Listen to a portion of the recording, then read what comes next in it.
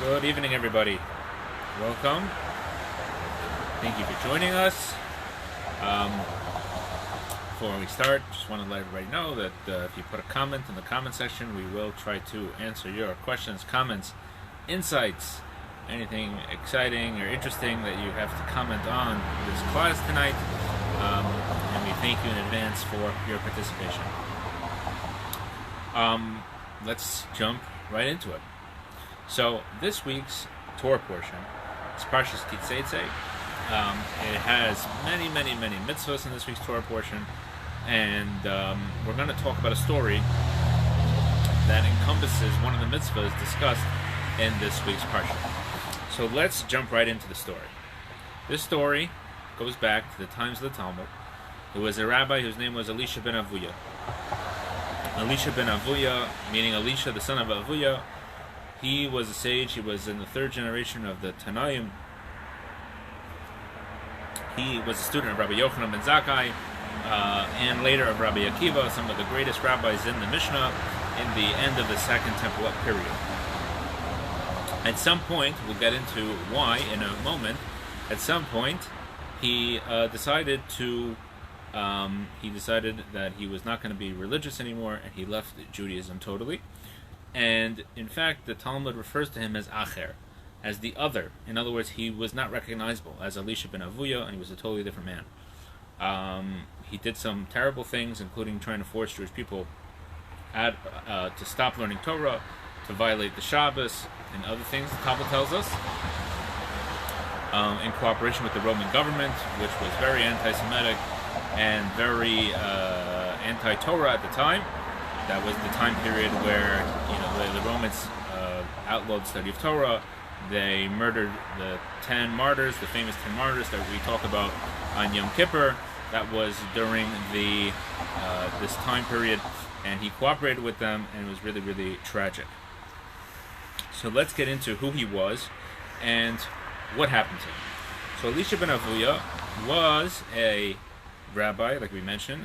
He was a big scholar, and there are two opinions about why, and there could both be true.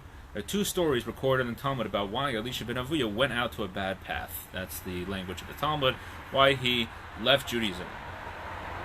So the first story is that there were 4 rabbis who went into the Pardes. They went into the orchard. Now it's not referring to a physical orchard, but rather that they had delved into the secrets of the Torah. And out of the 4, the first one was Ben Azai. His name was Shimon ben Azai. He was a rabbi in the same era. He died from this mystical, being overwhelmed by the mystical, and he died. The next is Ben Zoma.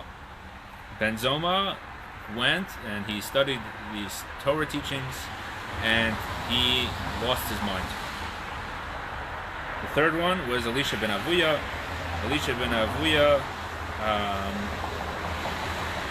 becomes a heretic, right? So he goes into this spiritual, mystical, delving into mystical teachings, and he leaves Judaism. And lastly, Rabbi Akiva went in peace, and he leaves in peace. So that's the story of the 4 who went into the Pardes. So what we see from here is that actually Elisha ben Avuya was a really great man, that he was part of these 4 who delved into this mystical idea. So obviously he was not a simple person. Now, in the second version of the story is in the Jerusalem Talmud. The same tractate Chagiga. This is the first version we mentioned was the version of the Babylonian Talmud. Now we're getting to the Jerusalem Talmud. Jerusalem Talmud says as follows: that Elisha ben Avuya was once studying Torah.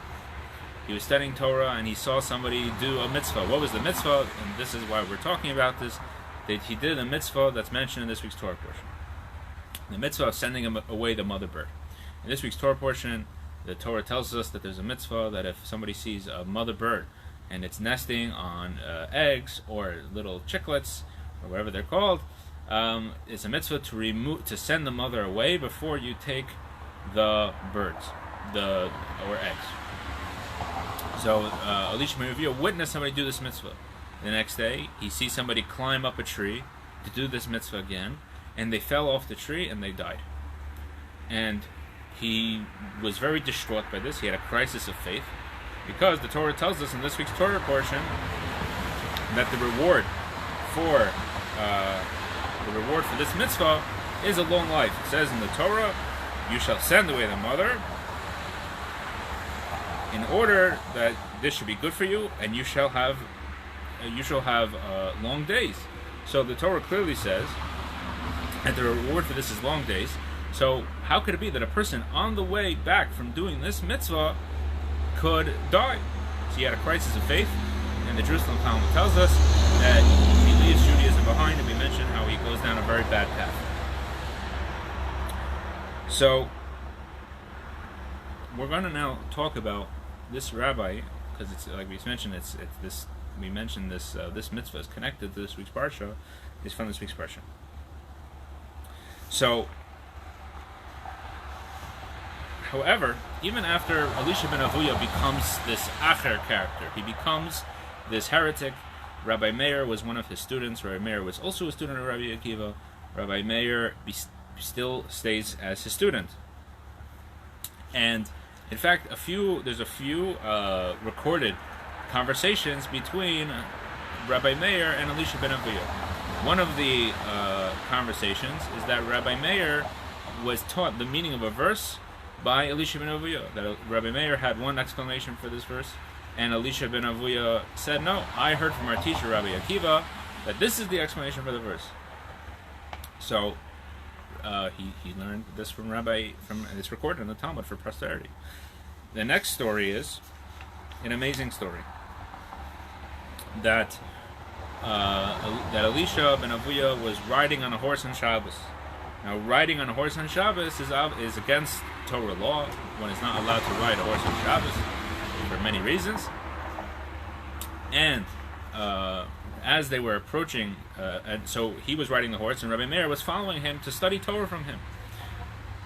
And as they are approaching the Tchum Shabbos, the Torah tells us you're not allowed to leave the boundaries of the city past a certain amount on Shabbos. So the sages tell us that we're not allowed to go past this space. And when they were approaching that space, he turns to Rabbi Meir and he says, "Rabbi Meir, you're not allowed to go past here because you would violate the Shabbos," even though he was violating the Shabbos.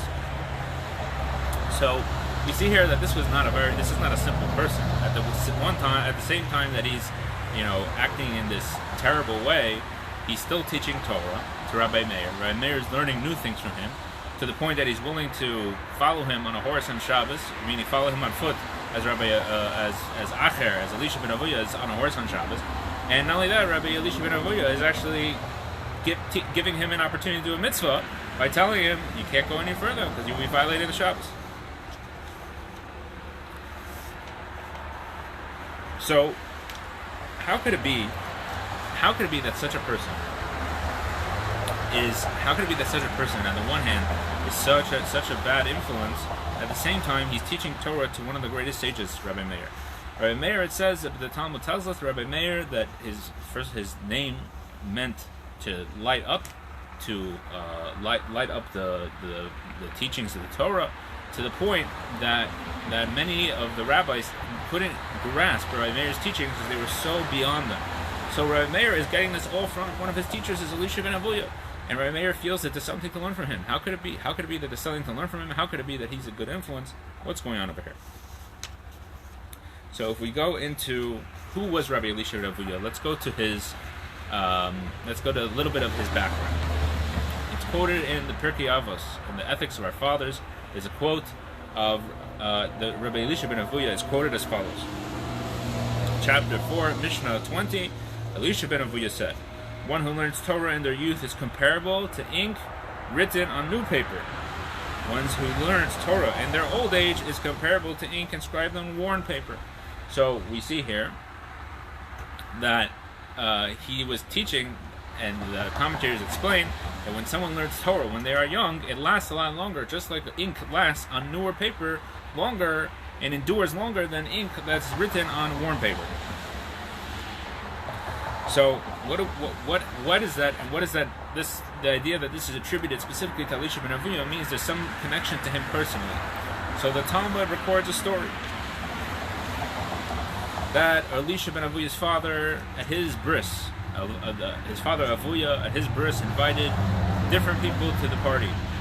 And to the party of the bris, he invited the sages in one room, and he invited everybody else in another room. So during the party, after everybody ate and drank, they got up and they started to dance. So the sages said, they're doing their thing, we're going to do our thing. And they sat down and began to study Torah. And they studied Torah to the point that there was a fire descended from heaven and surrounded them. This is the story recorded in the Talmud. And they said this fire surrounded them, and Mr. Avuya walks into this room, and he sees the sages there. And he says, "What are you doing? You're burning down my house?" They said, "No, we're not burning down your house. We are studying Torah, and we were just as joyous now as if we had just received the Torah on Mount Sinai." And the Torah says that the Mount Sinai, when the Torah was given at Mount Sinai, there was a tremendous amount of fire. That was part of the process of receiving the Torah. So we're kind of like re-experiencing Mount Sinai here. And he said, if that's the case, if my son survives, if he lives to grow up, I'm going to dedicate his life to Torah. So we see here the importance of studying Torah at a young age, as Elisha ben Avuya himself records in Pirkei Avos, that he says and we see from his own history that his father dedicated him at a very young age to Torah, that it lasted him throughout his life, even to the point where he was much older and had totally disengaged from Judaism. His Torah stayed with him. And not only that, his Torah stayed with him, he was a mentor to one of the greatest sages of all time.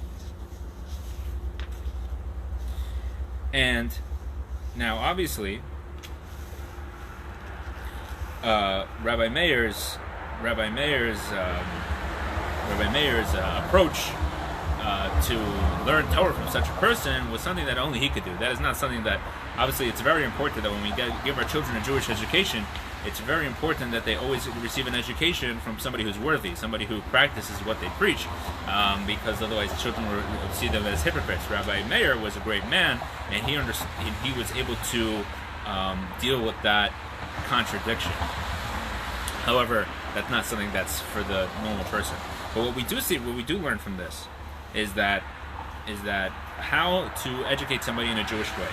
That in order to, if you want to have your children, in order for them to, in order for them to be passionate about something, to be good at something, that something should last into their adulthood, it has to start as a child.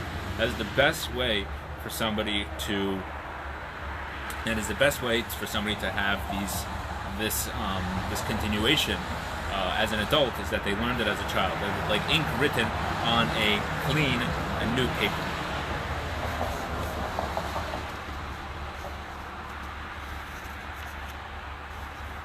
Now we're gonna go into what was the end of Acher, finish up the story. The Talmud tells us that when he passed away, Acher passed away, they wouldn't let him into Gehenna, they wouldn't let him into purgatory, and they wouldn't let him into Gan Eden, they wouldn't let him into paradise, because his Torah protected him from Gan Eden, and his paradise was blocked because of his sins. So what are you going to do? So he was nowhere. He was in limbo. So when Rabbi Meir passed away, he said, it's better that he should go to Gehenna, he should go to purgatory, because if he goes to purgatory, he'll get punished, and after the maximum sentence, which is about 12 months, or whatever the amount is, he will be led into Gan Eden. So when Rabbi Meir said, he said, when I pass away, I'm going to drag him into Gehenna. I'm going to drag him into purgatory, into hell, and he will be able to be cleansed, and eventually go into Gan Eden, go into paradise. So the Talmud tells us that Rabbi Meir said, when I pass away, I'm going to make this request. And when you see smoking from Acher's grave, you will know that he has entered purgatory. So when he passed away, that's what happened. Rabbi Meir obviously did whatever he had to do upstairs, and the smoke started to come out of Acher's grave.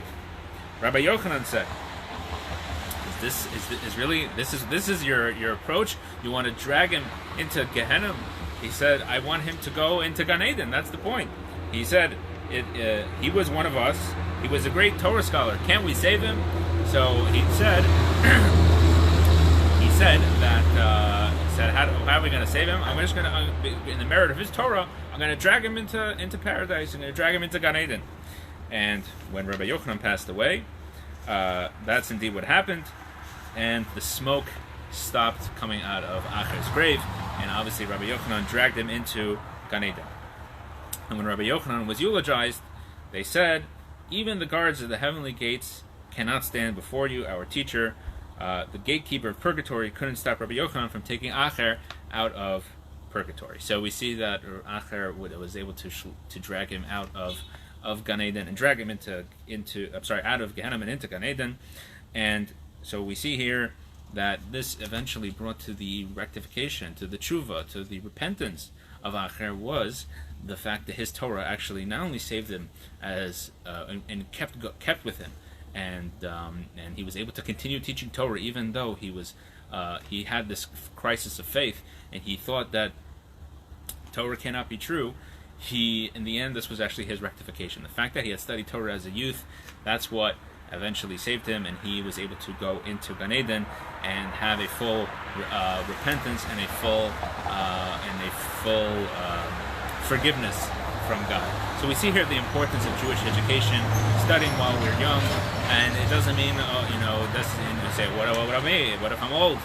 So it means for you, it means that the first opportunity that you have to study, and that will keep you going.